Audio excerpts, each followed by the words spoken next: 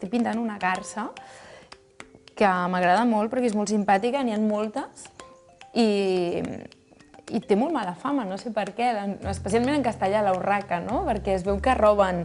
És graciós perquè, no sé, els agraden els objectes brillants i et poden robar algun objecte com una forquilla o alguna història així.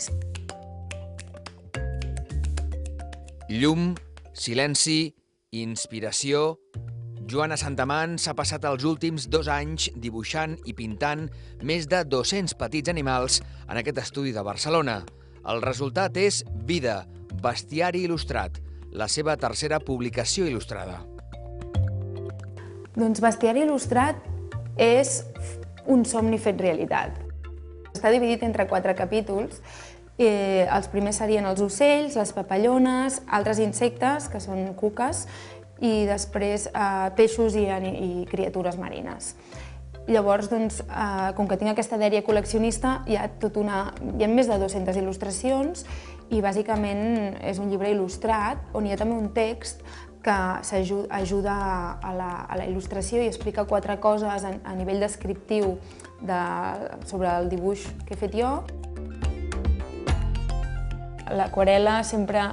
Lo difícil és aprendre aquest descontrol que té, saber-lo controlar i saber fer l'efecte que busques, però deixar-te sorprendre per la taca, l'aigua... Amb aquest llibre, ple de petits detalls i de perfeccionisme, Joana Santamans ha aconseguit la seva obra més madura i personal. Volia buscar animals que estan molt a prop nostre, són del nostre context mediterrani, els nostres boscos, però que potser no els hi prestem tanta atenció i no els tenim com a preciosos, però quan els mires són espectaculars. I és una mica això, buscar la bellesa aquí al costat. A vegades busques com font d'inspiració a dissenyadors o artistes i és que la naturalesa està a tot.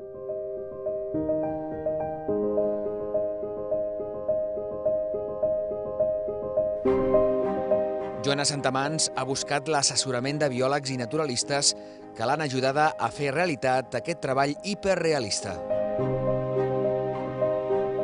Com abans els científics, que dibuixaven i sortien a la naturalesa a observar, a entendre els animals i també dibuixaven i feien aquells llibres tan bonics.